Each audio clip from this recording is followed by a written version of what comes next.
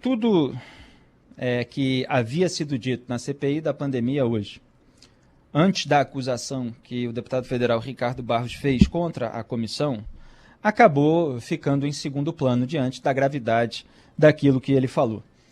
Ele, obviamente, depois de reuniões com Jair Bolsonaro, com a turma do governo, levou a alegação combinada de que, na verdade, quando os irmãos Miranda foram mostrar as irregularidades no contrato da Covaxin, o presidente não acusou o Ricardo Barros de envolvimento, não falou dos rolos do Ricardo Barros. Na verdade, ele perguntou porque os irmãos teriam levado notícia com foto do Ricardo Barros, e aí teria sido apenas simplesmente uma pergunta, ele estaria envolvido e tal.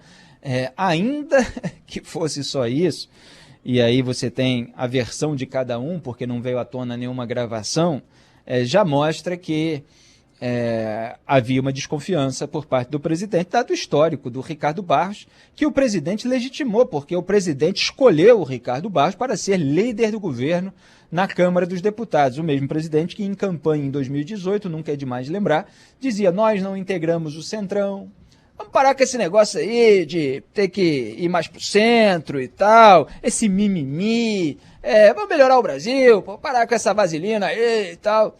Cansei já de mostrar esses vídeos nas redes sociais e nós mostramos aqui no Salve Salve Band News fazendo o contraste de Bolsonaro contra Bolsonaro. Esse é o líder do governo Bolsonaro na Câmara. Ele que é investigado em razão de um contrato com a Global, que é praticamente um outro nome da Precisa Medicamentos, essa Precisa que está envolvida aí no escândalo da Covaxin, mas ele é investigado por aquele caso enquanto ele era ministro da Saúde do governo Temer, em que não houve a entrega de medicamentos. E 14 pessoas morreram, e hoje na CPI ele tentou alegar que não, as mortes não tem nada a ver com isso, porque os pacientes já estão numa situação ruim e tal, mas o fato é que os medicamentos não foram entregues. Aí ele tentou dizer que não, que a Anvisa atrapalhou e tal, e aí obviamente você tem reação até por parte da Anvisa, que está sendo noticiada. Ele, como participou de todos esses processos, ele está envolvido em todos esses casos, ele tem o conhecimento ali de detalhes, de brechas, que ele pode utilizar na sua retórica. E, obviamente, fez os seus deveres de casa para se preparar para a sessão de hoje. E o sujeito que é alvo de tantas investigações como ele e ontem, nesse programa, eu estava citando outra, né? Um caso de acusação de uso de emenda parlamentar para investir num empreendimento imobiliário do qual ele teria comissão de 1%.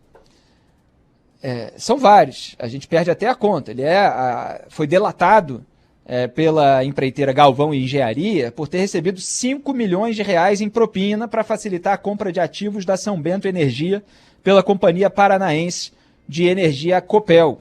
O ex-presidente da empreiteira disse que pagou propina a Ricardo Barros em 2 oportunidades. São várias e várias frentes de investigação a respeito dele, por isso que ele ataca todos os investigadores e hoje fez a mesma coisa na CPI. Eu quero, aliás, destacar esse ponto.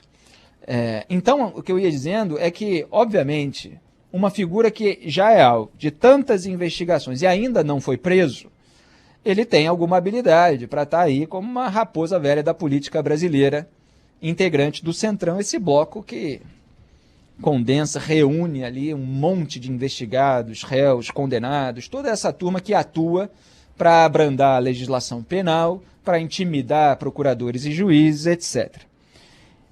E aí chega-se ao momento em que ele acusa a CPI da pandemia de ter afastado fabricantes de vacinas. Eu preciso, para comentar isso, contar mais uma vez uma história que eu já contei aqui nesse programa, mas é porque é de interesse público para a gente traçar o perfil dessa figura que Jair Bolsonaro escolheu para ser líder do governo dele.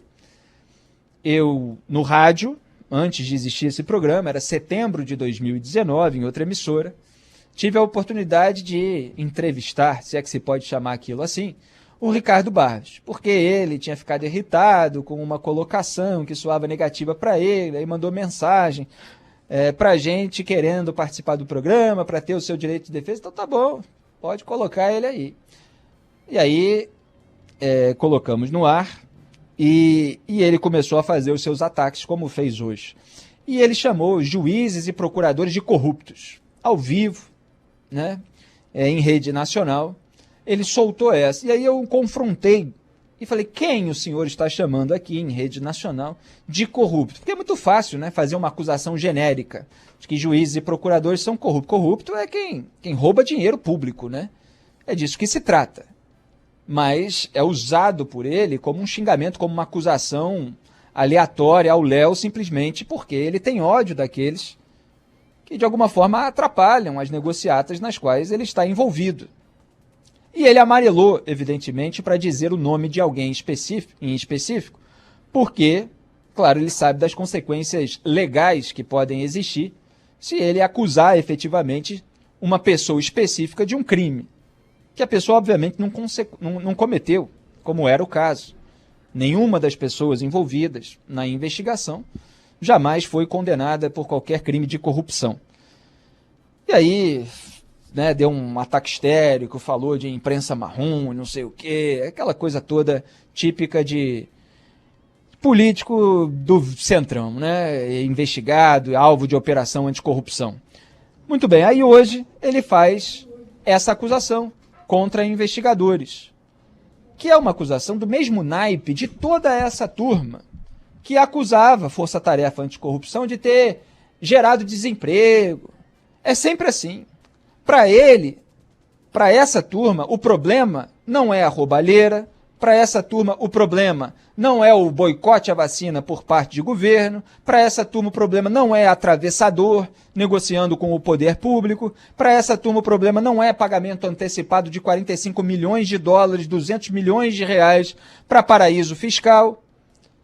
Não é isso não, para essa turma o problema é, a partir dos indícios coletados, surgiu uma apuração, surgiu uma investigação que faça com que essas pessoas que têm tanto poder há tantos anos tenham que prestar contas para a sociedade. É isso que incomoda essa gente. Daí o discurso de Luiz Roberto Barroso, numa sessão do Supremo Tribunal Federal recente, de que o sistema no Brasil, ele não apenas reage em termos de blindagem, ele quer vingança. E hoje, mais cedo, inclusive, Ricardo Barros estava dizendo, novamente, contra todos os procuradores, investigadores, ministérios públicos, que não se pode ter essa classe inimputável que fica acusando a gente de um monte de coisa e depois a gente defende, mostra que era verdade, pá. Tanto que eu sou o relator da lei de abuso de autoridade, ele tem orgulho disso, de ser o relator da lei, que tem esse nome bonito, obviamente, cheia de jabuti. Porque se perguntar de uma maneira genérica, quem é a favor de abuso de autoridade? É óbvio que eu não sou a favor de abuso de autoridade. Abuso de autoridade verdadeiro, né? O policial que, na hora de fazer uma revista, por exemplo, numa mulher, ele vai acariciar os seios da mulher. Esse sujeito tem que ser responsabilizado, punido. Isso é coisa de delinquente, mas não é disso que se trata o texto que eles aprovaram. Você tem uma série de elementos ali para intimidar procuradores e juízes, para blindar a classe política com toda a sua ala podre que a gente conhece no Brasil. Mas ele tem orgulho de ter liderado a reação contra a turma que investiga os próprios políticos. Tudo isso que a gente vem mostrando aqui, etapa por etapa, que essa geração da política está fazendo com a condescendência de muita gente, inclusive no mercado da comunicação, que tem coluna, que tem microfone, com todos os amigos de toda essa patota. Tudo isso a gente tem visto aqui. Então o Ricardo Barros, na mesma linha, faz essa acusação aos investigadores, que no caso são parlamentares. E com uma CPI aberta, eles têm determinados poderes, inclusive, para reagir. E eles reagiram imediatamente com toda a devida indignação, com toda a devida revolta. É inadmissível que o sujeito acuse a comissão parlamentar de inquérito que veio a apurar o boicote do governo federal a vacinas, o péssimo exemplo durante a gestão da crise sanitária de afastar as farmacêuticas, quando na verdade é exatamente o contrário. O governo federal defendia e defendeu durante muito tempo a estratégia da imunidade de rebanho, para que a população se contaminasse, porque acreditava e entendia que assim é que a população iria se imunizar, sem considerar que boa parte da população infectada morreria. E era isso que todos nós estávamos, desde o começo, as pessoas responsáveis, os jornalistas independentes, aqueles que não bajulam o poder em troca de verba federal, todos nós estávamos alertando. Cientistas, médicos, era para que a vacinação avançasse o mais rápido possível para que as pessoas tomassem cuidados. Não dava para manter todas as atividades no mesmo ritmo do que havia antes da disseminação de um vírus, de um inimigo invisível, que já tinha deixado um rastro de destruição nos outros lugares do planeta onde havia se disseminado. Doença, morte, drama familiar, vítimas fatais, portanto. Então ele acusou a senadora Simone Tebet, que hoje teve um desempenho exemplar, já critiquei no passado por voto, qualquer hora se retoma, mas é muito acima da média em termos intelectuais e morais nessa geração da política brasileira. Confrontou ali imediatamente e aí veio todo mundo. O vice Randolfo Rodrigues, o presidente Omar Aziz, enquanto Flávio Bolsonaro endossava a tese acusatória e falsa, porque é uma mentira, de que a CPI estava afastando fabricantes de vacina. O Centrão, repito, unido com o bolsonarismo, para espalhar fake news e colocar uma mancha, porque a claque bolsonarista, as bancadas que estão faturando alto, bajulando esse governo no papel de sabujos do poder, eles estão lá defendendo toda essa turma.